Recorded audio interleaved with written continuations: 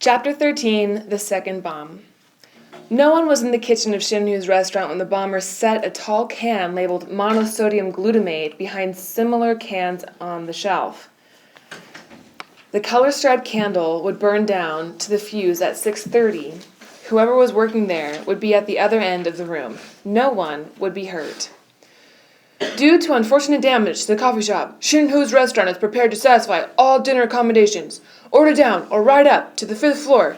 Treat your taste buds to a scrumptious meal while feasting your eyes on the stunning snowscape before it melts away. There's reasonable prices, too. Grace Wexler tacked her sign to the elevator wall as she rode up to her new job. She was going to be the seating hostess. "Where's the cook?" Mr. Hu shouted, meaning his wife. He found Madame Hu in their rear-floor apartment, kneeling before her bamboo trunk, fingering mementos from her childhood in China. He hurried her up to the kitchen, too hairy to find the words that would explain what was happening. Now where was that lazy son of his? Doug jogged from a tiring workout on the stairs. How was he supposed to know the restaurant would open early? Nobody bothered telling him. "Some student you are. Anyone with the brain of an anteater could have figured that out. People are short of food. The coffee shop is closed for repairs. Stop arguing. Go take a shower. And put on your busboy outfit. Get moving." "Don't you think you're rather hard on the boy?" Grace commented. "Somebody's got to give him a shove. If he had his way, he'd do nothing but run," Hu replied between bites of chocolate. "You're not easy on Angela either." Angela was born good, the perfect child. As for the other one, well..." "It's not easy being a parent," Hu said woefully. "You can say that again." Grace held her breath. Her husband would have done just that. Said it again, but Mr. Hu only nodded and shared sympathy. What a gentleman.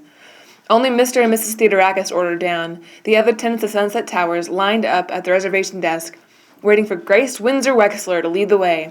Oversized menus clutched in her arms, Grace felt the first proud stirrings of power rush up from her pedicured toes to the very top curl of her head. If Uncle Sam could pair off people, so could she. "You see your brother every day, Chris. How about eating with someone else for a change?" She wheeled the boy to a windowed table, waiting for an answer. It would have been yes. The two cripples together, Sidel Pulaski thought. She'd show that high and mighty hostess. She'd show them all. She and Chris could have private jokes, too, and everybody would be sorry they weren't sitting with them. "Was Mugu-Gimpin?" Chris asked, baffled by the strange words on the menu. "I think it's boiled grasshopper." Sidel screwed up her face and Chris laughed. "Or chocolate-covered mousse." "French fry mousse," Chris offered. Now Sidel laughed. They both laughed heartily, but no one envied them. "Your brother seems to be enjoying Miss Pulaski." Theo nodded, awed by the beautiful Angela, 3 years older than he, so fair-skinned and blonde, so unattainable. Here he was, sitting at the very same table with her, just the two of them, and he couldn't think of a single thing to say that wasn't stupid or childish, or childishly stupid. Usually the quiet one, Angela tried again. "Are you planning to go to college next year?" Theo nodded, then shook his head. "Say something, idiot." "I got a scholarship to Madison, but I'm not going. I'm going to work instead." What big, worried, sky-blue eyes. The operation for Chris will be very expensive. That was worse. Now she's feeling sorry for him. If Chris had been born that way, maybe it wouldn't be so bad, but he was a perfectly normal kid. A great kid, and he's smart, too. About 4 years ago, he started to get clumsy, just little things at first. "Perhaps my fiancé can help." Angela bit her lip. Theo was not asking for charity. And fiancé? Oh, what an old-fashioned, silly word. "I went to college for a year. I wanted to be a doctor. But, well, we don't have as much money as my mother pretends. Dad said he could manage if that's what I really wanted, but my mother said it was too difficult for a woman to get into medical school." Why was she gabbing like this? "I want to be a writer," Theo said. That really sounded like kid stuff. "Would you go back to college if you won the inheritance?" Angela looked down. It was a question she did not want to answer, or could not answer. Long before becoming a judge, Josie Joe Ford had decided to stop smiling. Smiling without good reason was demeaning. A serious face put the smiler on the defensive. A rare smile put a nervous witness at ease. She now bestowed one of her rare smiles on the dressmaker. "I'm so glad we have this chance to become acquainted, Mrs. Baumbach. I had so little time to chat with my guests last night." "It was a wonderful party." Flora Baumbach appeared even smaller and rounder than she was as she sat twisting her napkin with hands accustomed to being busy. Was her face permanently creased from years of pleasing customers, or was it a tragedy lurking behind that grin? "Have you always specialized in wedding gowns?" "Mr. Baumbach and I had a shop for many years, Baumbach's for the bride and groom. Perhaps you've heard of it?" "I'm afraid not."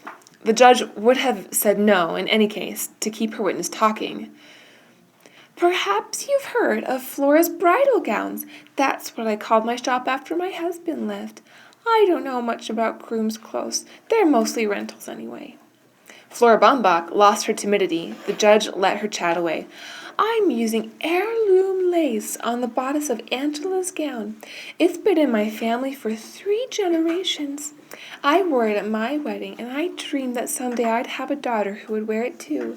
But Rosalie didn't come along until I was in my 40s, and, The dressmaker stopped.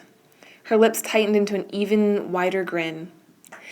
"Angela will make such a beautiful bride. Funny how she reminds me of her." "Angela reminds you of your daughter?" the judge asked. "Oh, my, no. Angela reminds me of another young girl I made a wedding dress for, Violet Westing." The heavy charms on Sadell Pulaski's bracelet clinked and clunked as she raised a full fork and flourished it in a practice ritual before aiming it at her open mouth. Chris's movements were even jerkier. "She's a good person," he thought, "but she thinks too much about herself. Maybe she never had anybody to love." "Here, let me help you to some of this delicious sweet and sour ostrich." Their laughter drowned out the loud groan from another table where Turtle sat alone, a transistor radio plugged in her ear. The stock market had dropped another 12 points. "I'm starving. Let's sit down and to eat." Head held high, Grace Wexler led her husband across the restaurant. "All I want is a corned beef sandwich, not a guided tour." "Would you prefer to sit alone, or with that young lady over there?" "I thought I was going to sit with you." "Please be seated," Grace replied. Mr. Hu, will take your order shortly." Jake snatched the menu from his wife and watched her glide, gracefully, he had to admit, to the reservations desk and whisper in Hu's ear. "Jimmy," she calls him. "That's a fine kettle of fish," he exclaimed, then turned to his dinner companion. "Fine kettle of fish. I'm so hungry, even that sounds good, and from the looks of this menu, that's probably what I'll get." "I'm okay," Turtle replied, the final prices of actively traded stocks rumbling in her ear. Mr. Hu waddled over. "I recommend the striped bass." "See, what did I tell you? A kettle of fish." Turtle switched off the radio. She had heard enough bad news for one day. "How about spare ribs done to a crisp?" Hu suggested. Then he lowered his voice. "What's the point spread on the Packers game?" "See me later," Jake muttered. "Go ahead and tell him, Daddy," Turtle said. "I know you're a bookie." "Can you stand on your legs?" Sadell Pulaski asked. "Can you walk at all?" People never asked Chris those questions. They whispered them to his parents behind his back. No. Why? "What better disguise for a thief or a murderer than a wheelchair? The perfect alibi." Chris enjoyed being taken for the criminal type. Now they really were friends. "When you me knows." "What? Oh, read you my notes. Soon, very soon." Sadell daintily touched the corner of her mouth with the napkin, pushed back her chair, and grabbed her polka dot crutch. "That was a superb meal. I must give my compliments to the chef." She rose, knocking the chair to the floor, and clumped toward the kitchen door. Where's she going? Angela, starting up to help her partner, was distracted by shouting in the corridor. Hello in there, anybody home? Through the restaurant door came a bundled and booted figure. He danced an elephantine jig, stomping snow on the carpet, flung a long woolen scarf from his neck, and yelled, "Our Amber is here! The roads are clear!" That's when the bomb went off. "Nobody move! Everybody stay where you are!" Mr. Hu shouted as he rushed into the sizzling, crackling kitchen. "Just a little mishap," Grace Wexler explained, taking her command post in the middle of the restaurant. "Nothing to worry about. Eat up before your food gets cold." A cluster of red sparks hissed through the swinging kitchen door, kissed the ceiling, and rained a shimmering shower down and around the petrified hostess. Fireflies of color faded into her honey blonde hair and scattered into ash at her feet. "Nothing to worry about," she repeated hoarsely. "Just celebrating the Chinese New Year," Otis Amber shouted, adding one of his hee-hee-hee cackles. Mr. Hu leaned through the kitchen doorway, his shiny, straight black hair, even shinier and straighter, plastered to his forehead, water dribbling down his moon-shaped face. "Call an ambulance! There's been a slight accident!" Angela dashed past Mr. Hu into the kitchen. Jake Wexler made the emergency telephone call and sent Theo to the lobby to direct the ambulance attendants. "What are you standing there like a statue?" Hu shouted at his son. "You told everybody to stay where they were," Doug said. "You're not everybody!" Madam Hu tried to make it stop.